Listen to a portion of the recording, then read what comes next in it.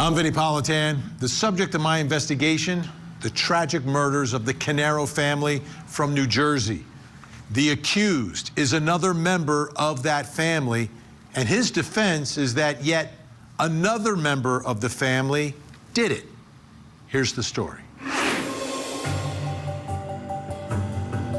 The case against Paul Caneiro unfolds like a nightmare born inside of a family feud. Prosecutors allege that in April of 2018, Paul drove to his brother Keith's house where he murdered Keith, then killed his wife, then stabbed his children before he set the house on fire. Investigators say the crimes were deliberate, methodical, and fueled by resentment and a conflict between the brothers about money. Authorities allege Paul used firearms, accelerants, and careful timing to carry out the attacks, then attempted to destroy evidence by igniting the home. The fire initially masked the murders, but autopsies revealed Jennifer and the children were killed before the flames spread. Paul was arrested within days, and prosecutors laid out a chilling narrative of jealousy, rage, and betrayal, one that transformed a family dispute into one of New Jersey's most horrifying alleged crimes. Now, one of the strange facts in all of this, right, in this case, it makes it very different, is that there are actually two fires that morning. The one fire is at Keith Caneiro's home, where he, his wife, and his children were killed, were murdered. Then that mansion that he has was set on fire. But no one really, the fire burned for hours before there was any response to it. One, because it started inside of this huge home. That's number one. Number two, it's not in a neighborhood where the houses are right next to each other. It's Colts Neck, New Jersey. The boss, Bruce Springsteen, lives there. Jon Stewart lives there. This is like big time people, lots of land and big homes. On the other hand, the second fire is at Paul Caneiro's home. He lives in a nice neighborhood, but it's like a neighborhood where there's houses next to each other, there's someone across the street, and if a house catches on fire, people are going to see it, people are going to notice it. So I want to start tonight on focusing on the fire at Paul's house, where his family is and where Paul Caneiro, the defendant, is. I want you to take a listen to one of the officers' testimony talking about some of the observations that they made almost immediately when responding to this house fire in New Jersey. Take a listen. After we walked up past the vehicles, there was a red gas can that was on its side. There was also burn marks on the door trim of the garage door area, and there was burn marks and gas on the Porsche Macan, and there's smoke damage as well on it. We see the gas can in the photo, in the still frame of the body-worn camera, right? Yes. Can you circle the gas can, please? So we're looking at the left garage bay. Yes. And that's where that small fire was. Yes. And we can kind of see in the photo actually like the char marking from where the little fire was. Yes, there was a fire there. There was another fire that was on top of the vehicle as well that was extinguished when I got there as well. Okay, let's talk about that one. You observed so if we back up for a second, there's multiple cars in this driveway. Yes. Right? And I think there was 3 total? Yes. And there's a Jeep that's kind of further back down the driveway? Yes. But then there's 2 Porsche vehicles closer to the garage? Yes. And are they parked side by side? Yes. And one of them had like a burn mark on the hood, yes. Or maybe multiple burn marks. Yes. The reason why it's turning into a crime scene is because it appeared the fire was intentionally started. Correct, that was a possibility. And so this was, you along with the other officers were starting the investigation at that point. Yes. Just to recap some of the suspicious things that, were on scene, correct? Yes. When we talked about the gas can, that was found right in front of the garage area, correct? Yes. We saw a photo of that? Yes. Or still shot from a video? Yes. And we talked about the burn marks on the car. We saw photos of those. Correct. We talked about how there's 2 different fires in opposite sides of the house. Yes. And we talked about how, in addition to there being like the burn mark on the hood and the fire char marks that had been extinguished, was there like some gasoline on the ground or something? There was some gasoline splatter you could see on the car as well. Okay. What appeared to be gasoline splatter. Okay. And so, did it appear that, in fact, you had looked at it and you said, it looks like they threw gas on it. Yes. Right? And when you say they, you mean whoever did this. Correct. Right? You noticed the gas splatter specifically. Yes. And you say to Officer Redmond at one point, you can see the gas marks, see where they threw the gas, yes. Right? Okay. Absolutely amazing, right? Another big trial involving gas cans. Gas cans, okay. So this fire right away, very suspicious that this thing looks like arson. And a lot of this is coming out, some of the details are coming out on cross-examination, which brings us to the first question in our investigation tonight. What does the fire at Paul Caneiro's house prove? What does it prove in this case? Joining me, former homicide detective, host of The Interview Room with Chris McDonough. It is, of course, Chris McDonough. And true crime podcaster from Hidden Killers with Tony Bruschi. It is Tony Bruschi. Great to see you both here tonight. Tony, your thoughts about the fire at Paul Caneiro's house. How important is it? What does it prove to you? To me, it's part of the bigger story. It eliminates the outside attacker theory for me, because for Paul to be innocent, here's what you'd have to believe. You'd have to believe that someone else set both fires and left no trace of themselves, no DNA, no fingerprints, no witnesses, absolutely nothing. You'd have to believe that Paul disconnected his security cameras at 1:28 a.m. because of the Wi-Fi issues on the exact night his brother's family was being slaughtered just 10 miles away. And you'd have to believe that the bloody jeans with his niece and nephew's DNA ended up in the basement some other way, that the gun matching the murder weapon ended up in his basement some other way. And you'd have to believe that Paul, who stood to collect $1.5 million if his brother's family died, just happened to have his house catch fire the same morning that they died. That's a lot of coincidences for one innocent man. The defense is, of course, going to be trying to tell you that Paul didn't set the fire. What they can't tell you is who did. They have no alternative, no other suspect with evidence, just questions. And Vinnie, questions aren't answers.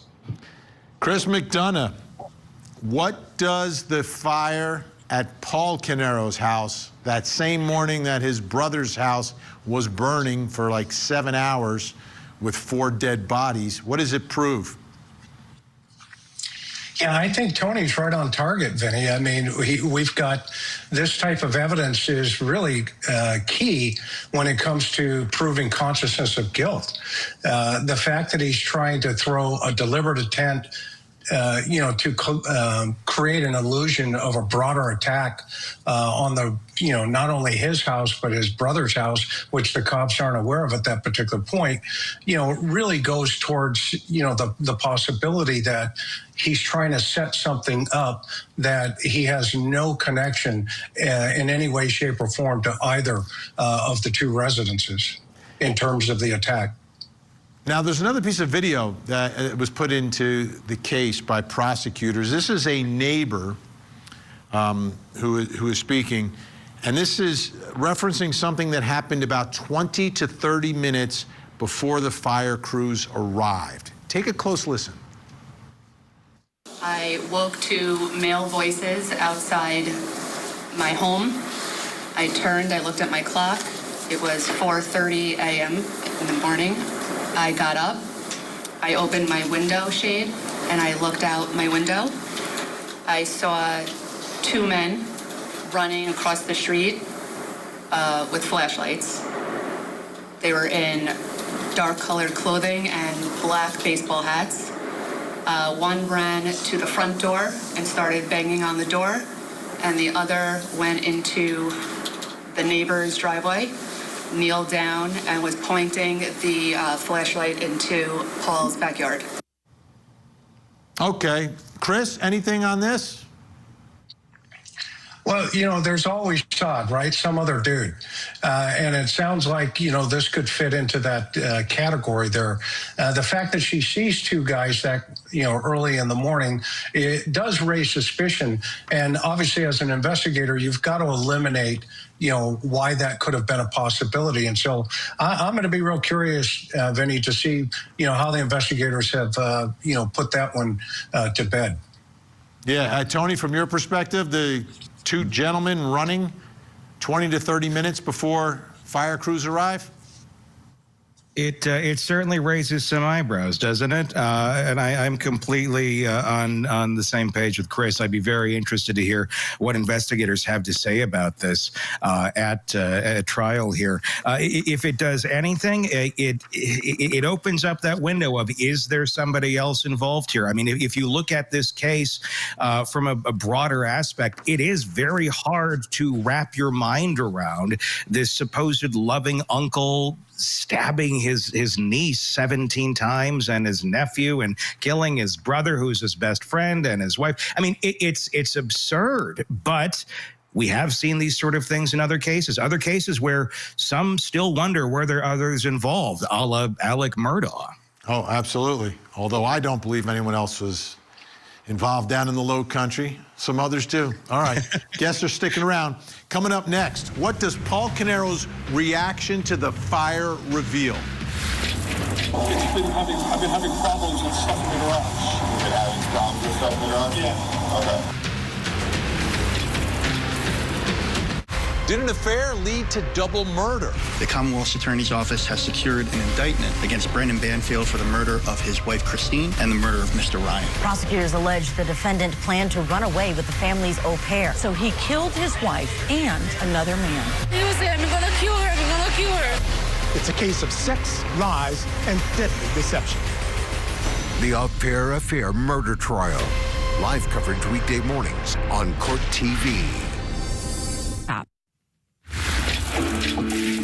This one is the most brutal case that I've seen in my experience here.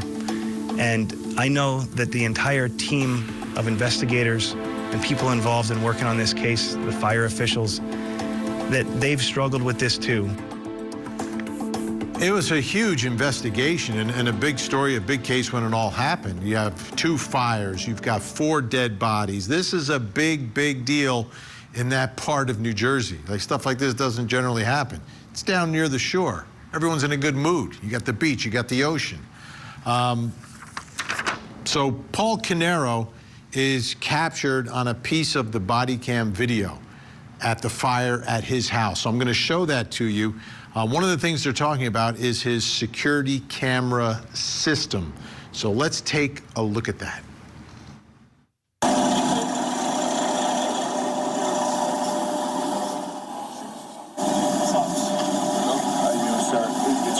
Yes. Where is all the DVD stuff for the cameras and everything in the house? It's in the garage. It's in the garage? Yeah. Where in the garage at? You walk in the garage and it's all the way up top to the left. Up to the left? Do you have them running right now? I've been having problems with stuff in the garage. You've been having problems with stuff in the garage? Yeah. Okay. I have to take it over actually with one of the companies. Okay. All right. And them getting that system at that moment became a big deal. It was litigated because they didn't have a warrant, but they went in there and got it anyway and are able to use it. So there you got to look at, you know, his demeanor, how he was acting. Remember, the allegation is he has just wiped out his brother's family, set his house on fire, come back to his own house with his family inside, set it on fire, and now everyone's responding and things have begun, right? I want you to take a listen now to some testimony from a neighbor and one of the officers describing their own observations of Paul Caneiro. At any point in time, did you have conversations specifically with Paul Caneiro that morning? Yes. And tell us about the conversation. Why were you talking? I walked down and I spoke to him and the girls, and I asked them, you know, how they were doing. And Paul was a little nervous. You know, he was kind of upset, you know, which I kind of thought was just the fire. And he remarked to me that he was scared that he almost lost his wife in the fire, with the fire. Just to clarify, was he emotional? Yes. Did he say anything to you about how the fire started or anything along those lines? Nothing like that. And that's when you met, did you meet all four of the Caneiros at that point? I didn't speak with the daughters. I only really met with Paul and Susan, who were outside of the vehicle. Okay. And when you met with them, you asked for simple things like their phone number and their date of birth and things like that. Yes. And then you asked, did you guys inhale smoke or anything? Is your chest tight? Again, trying to ascertain whether there were any injuries. Yes. And what Paul Caneiro says in direct response to that question is, I hit my hand somehow. Yes. Okay? And so he volunteers that information to you, right? Yes. He also tells you during that interaction, he mentions like, oh my God, the smoke was so thick. Yes. And he also notes to you that they don't even, like, they kind of ran out of the house. He doesn't even have shoes on. Yes. Remember that? Yes. Okay, let's get to the next question in our investigation. What does Paul Caneiro's reaction to the fire reveal? You know, his demeanor, what he's saying. Still with, let's bring him in. Joining me, criminal defense attorney, former head New Jersey County prosecutor Bob Bianchi, and still with me, podcaster Tony Bruschi. All right, Bob, your thoughts about Paul Caneiro at this moment, right? This is really, I guess, when the whole investigation begins. The fire is being put out at his home. Officers are responding. He's on body cam. People are talking to him. Does it reveal anything to you? I think you're muted. Do you have a mute button? All right, there we go, Vinny. New Jersey thing, I guess. You don't mute a Jersey guy. Hey, listen, I've seen this all the time. People are planning. What are they going to do? But they're never pristine. They're never perfect. There's always a tell if you look for it. But sometimes it doesn't make sense until you're gathering other evidence. So him prophylactically getting out there that he injured himself, to me, is a tell. He's worried about this. He's concerned. Now, honestly, with the brutality of this crime scene and having handled a number of homicide cases where there's been stabbings, I'm surprised there's not a lot more injury. But with pertaining to this particular piece, it doesn't mean anything to me. His reaction was not unusual. I don't think he's telegraphing anything. But then again, like your other guests have indicated, you're going to have to get around a lot of evidence, not just the DNA, but the ballistics evidence, the barrel. And to me, something that's really big that a lot of people aren't making a big deal about is this backpack in the back of his car that's got a passport and bonds in it. These are all really bad things. You'd have to believe the most incredible amount of things have had to have occurred, including a setup, in order to get the stuff into his home and then to set his home on fire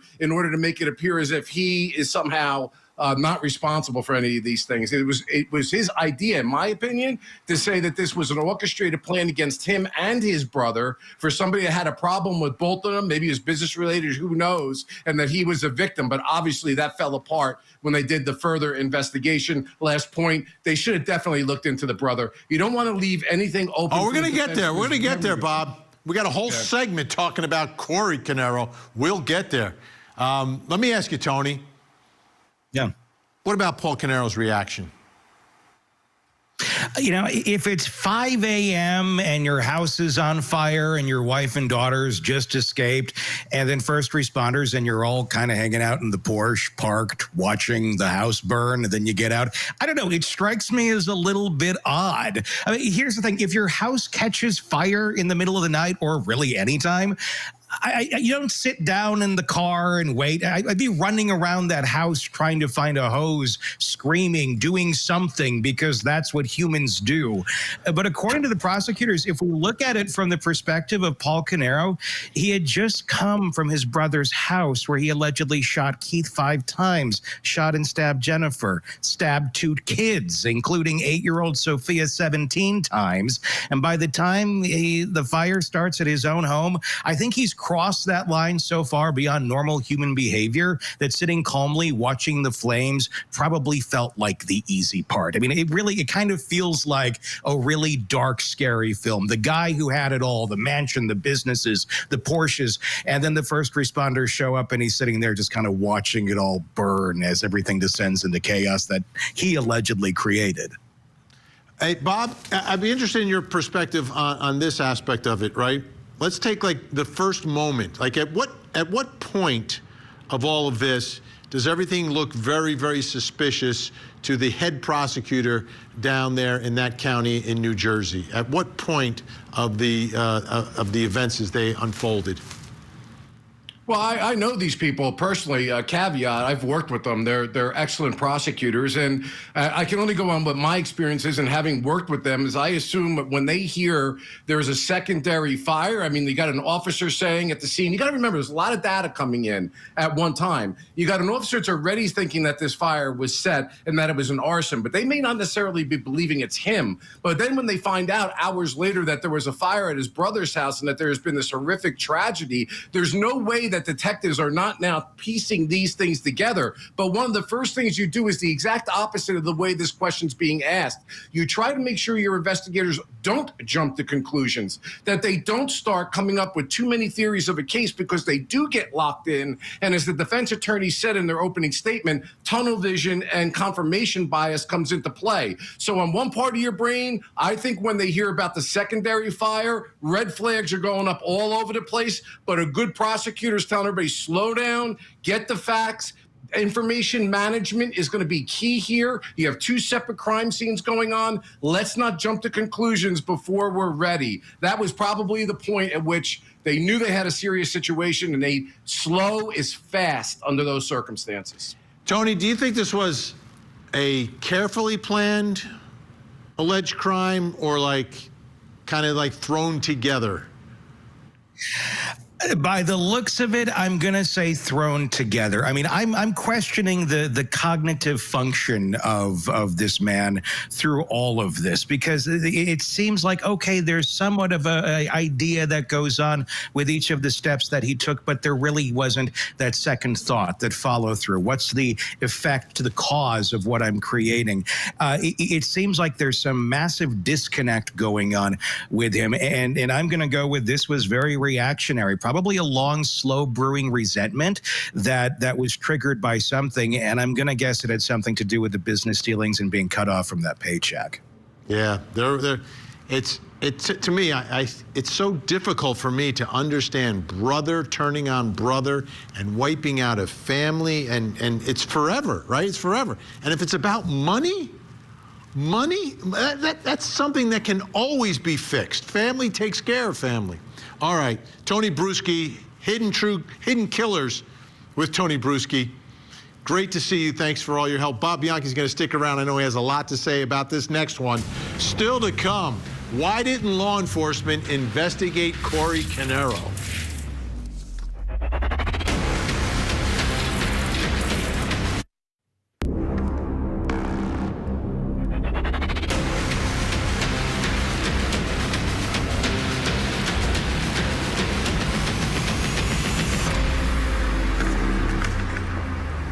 I'm Vinnie Politan. We continue our investigation of the murders of Keith Caneiro, his wife, and his children, a family executed inside their sprawling New Jersey mansion, which was set on fire. On the same day, Keith's brother's house was also torched, but everyone in that house survived. Here's the story. What began as a strained sibling relationship ended in catastrophic violence. Prosecutors allege that Paul Caneiro traveled to his brother Keith's home, shooting him, murdering his wife Jennifer and their two children before setting the house on fire. Investigators say the fire was meant to erase the crime, but instead revealed it. Firefighters discovered the family inside, and medical examiners later determined the victims were dead before the flames consumed the home. Authorities point to a long history of tension, financial disputes, and allegations of theft. Prosecutors allege Caneiro acted alone, carefully planning the attacks in advance. The case absolutely shocked the Colts Neck, New Jersey community and stunned the nation, raising disturbing questions about how money issues inside a family can allegedly escalate into unthinkable violence.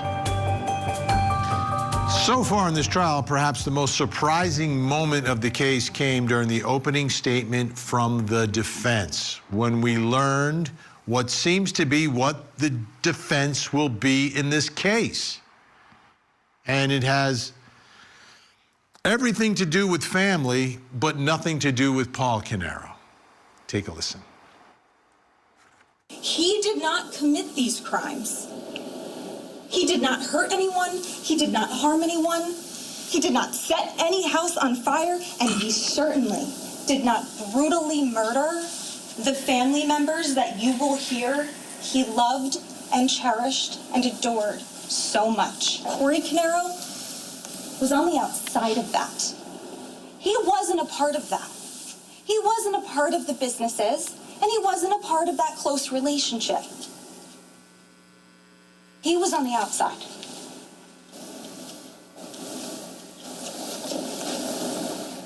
They never investigated Corey. They never looked into Corey. They never did a single thing to investigate Corey. Not a single thing. They searched Paul's house, and they searched Keith's house. They never searched Corey's house.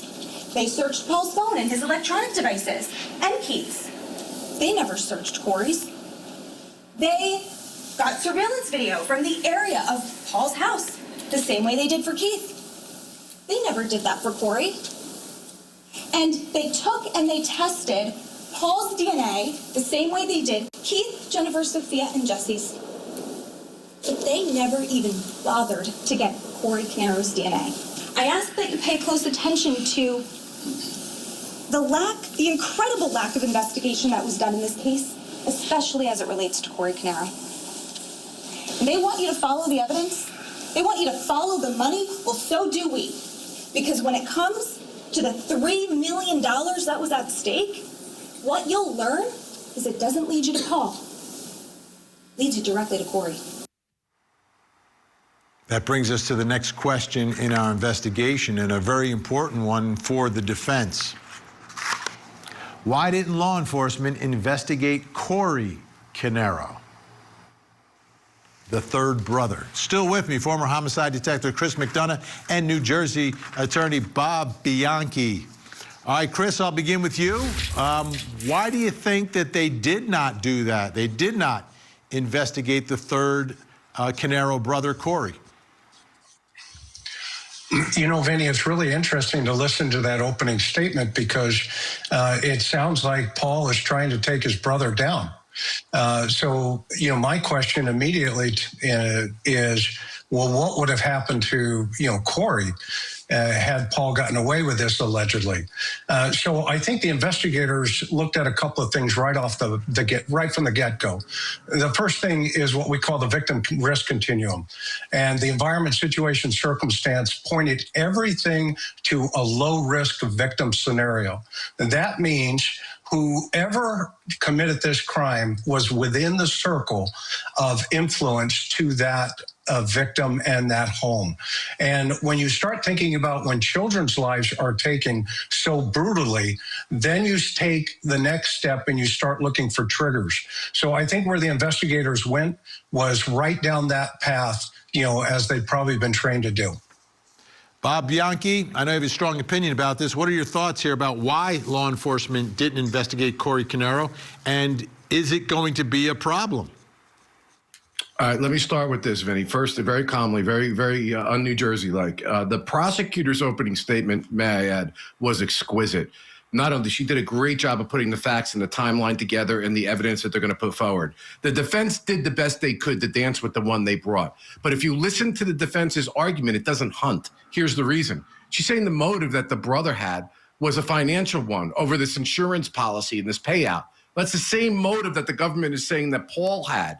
And there was an argument between this defendant and the brother, the victim in the case, the night before. And all the evidence is being found in the car and in the home of this defendant, not the brother. That said, we don't know yet that they didn't investigate the brother. But when I used to do this work, I had a special ops team, I used to call it, that would go and hunt for any other person who could possibly be involved in this. But before you get a search warrant for somebody's home and before you get into their phones, you've got to have probable cause to be able to convince a judge that there's going to be evidence of crime found in those locations. So the takeaway tip for a prosecutor is you never want to be in a position where you have a defense attorney making this argument. So you should have investigated the brother. We don't know that they didn't, and they didn't have the probable cause to be able to go any further. But if the prosecutor, you can be assured, if they did look into the brother, is going to use with the investigator that gets on the stand who did those things to basically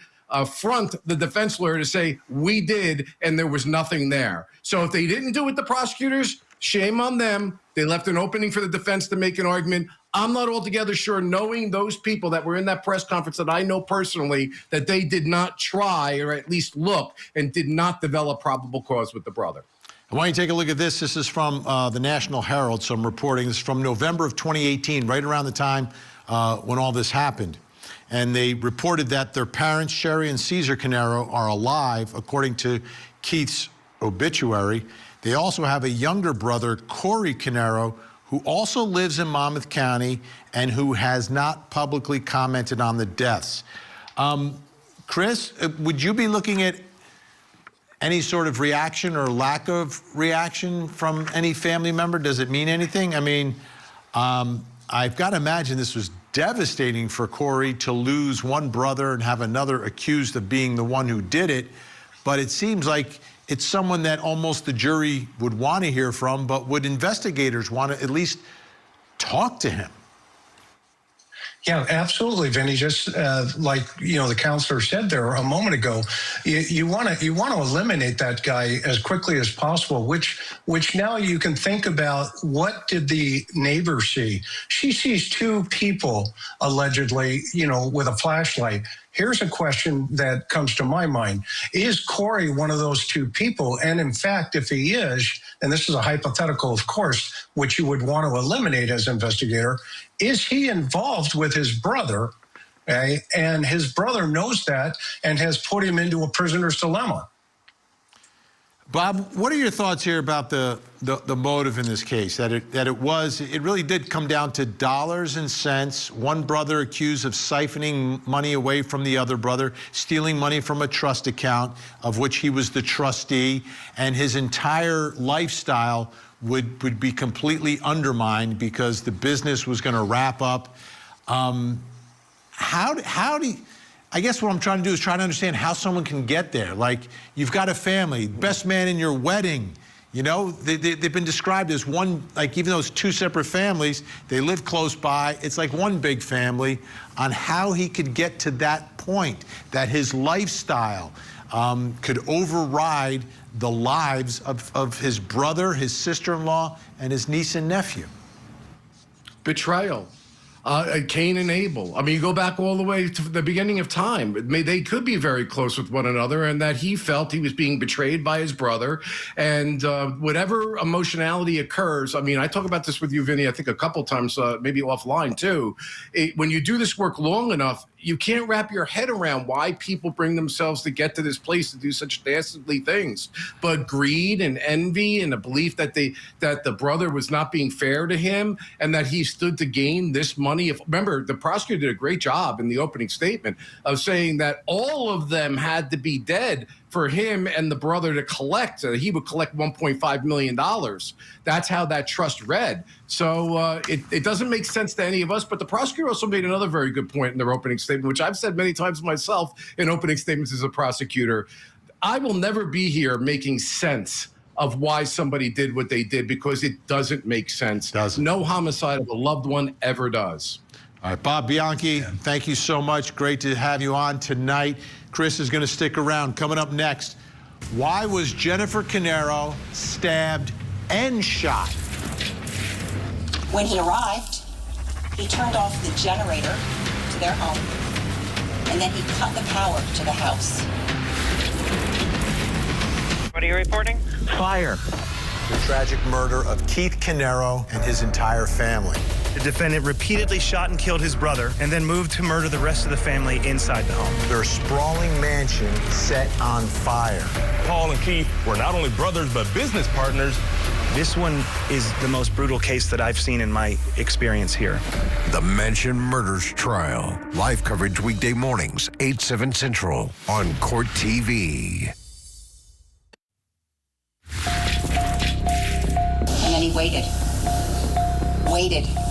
in the dark, waited in the shadows, waited for his brother Keith to come outside. Sure enough, when Keith came out to check the generator, the defendant gunned him down. The defendant pointed that loaded handgun at his brother, and he pulled the trigger 6 times. 5 of those shots hit Keith. He got him in the lower back and multiple times in the head. He lured his brother out there, cutting the power to his mansion, shutting off the generator, forcing his brother to come out of the house, and then allegedly ambushing him. But the murders don't end there. It's not just his brother. It's his brother's wife and the children. Take a listen. Once Keith was out of the way, executed on the spot, no longer able to protect his family, the defendant then went inside his brother's house, a home he'd been in countless times before, a home you'll learn he knew like the back of his hand, a home where Keith's wife and children were. And in there, in the chaos and confusion, having been awoken from sleep, in the shock and terror of having their home invaded, and in the dark, the defendant hunted them down. He stabbed his sister-in-law, Jennifer, multiple times in her back, her chest, and her abdomen, and he shot her in the head. Okay. He stabbed her and shot her and stabbed her. That brings us to the final question in our investigation this hour. Why was Jennifer Caneiro stabbed and shot? What's going on here? Still with me, investigator Chris McDonough, and joining me, retired medical examiner, forensic pathologist, who consults on very high-profile cases. Dr. Michelle Dupree is with us. Dr. Dupree, I want to start with you. Can you tell? Is there any way to determine if someone is stabbed first or shot first? Sometimes there is, Vinnie. Actually, we look at the wound path, and we can tell by the bleeding in the wound path many times, but not always. And can you tell whether someone is killed by the gunshot or if someone was killed by the stab wounds? Yes, we actually look at the damage done to the organs, and if a vital organ was stabbed, then that could have been the cause of death, and the same thing with the gunshot wound. If the projectile penetrated something that would have been fatal, then that could have been the fatal wound also. And actually, it may have been both. He may have stabbed a vital organ and shot a vital organ. And in that case, we wouldn't really know which was which. If she's shot in the head, does that tell you anything about the order? It depends on where she shot. And again, you know, the caliber of weapon and all of that is going to make a big difference. But typically, a headshot is usually fatal. Chris McDonough, why do you think she is stabbed and shot? Well, Vinnie, the fact that there are 2 weapons involved here actually fits the behavioral narrative of a frenzied personal attack. And the fact that he had lured his brother outside and shot him outside, but then goes on the hunt into the house actually gives us a bigger picture into his mind, you know, that this guy is full of rage to the point where he's selected 2 weapons to go into that crime and then go into that house and use both of those weapons on those victims. So it does show basically the person is personal. This is all personal to this guy. Dr. Dupree, have you ever come across a case like this where one victim is shot, Another victim is shot and stabbed, and 2 more victims are stabbed. Actually, I have. It's not that common, but of course it does happen. And again, as he pointed out, it's rage. He was in a fit of anger, and he wanted to make sure that he got the job done. Chris McDonough, the knife, I believe, was taken from the kitchen. I think the evidence is going to show that it came from the kitchen, so he didn't show up with the knife. Does that tell you anything about exactly how this may have gone down? Yeah, it shows me that he is methodical in his thought process during the commission of the crime. If in fact he didn't bring that weapon, that's a piece of the puzzle that you're telling me about. However, the fact that he did find that weapon and utilize it, my question would be, did he cross through the kitchen, see the weapon, and then grab it? Now he is prepared for any type of circumstance that's going on. And who is he picking, first as his victim? The wife, the children? What's the order of the death? Dr. Michelle Dupree, I've been wondering about the children, and we learned that they did inhale some smoke in their lungs. That's been alleged by prosecutors in this case. Multiple stab wounds. Is it painful? Or is there a level of shock so that the pain isn't excruciating, or is this an excruciating way for a young child to go? Vinnie, it's absolutely excruciating. Sharp force injuries, knife wounds are very painful.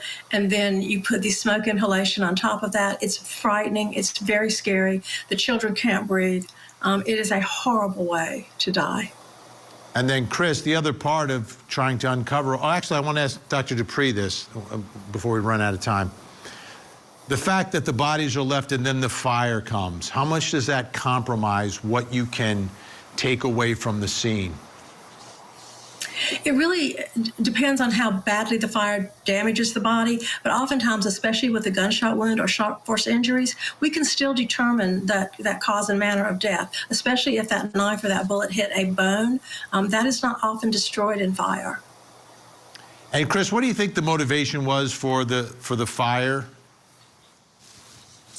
I think it was probably to cover up potential evidence left behind. All right. I want to thank both of you. Dr. Michelle Dupree, always great to catch up with you. Chris McDonough, host of the Interview Room with Chris McDonough. We'll speak again very soon, I'm sure. In this case, it is difficult to imagine what Jennifer and the kids were thinking when they're allegedly being stabbed by Uncle Paul. I think of that moment, and I can't get it out of my head. And then I think about why this is allegedly all happening. Because of money? Money? I mean, at the end of the day, I believe if Paul just admitted stealing the money from Keith to Keith, they would have figured out a way to move forward as a family. I mean, that's what real families do. What they don't do is commit mass murder to cover up theft. I'm Vinnie Politan. We'll keep digging for answers as the investigation continues.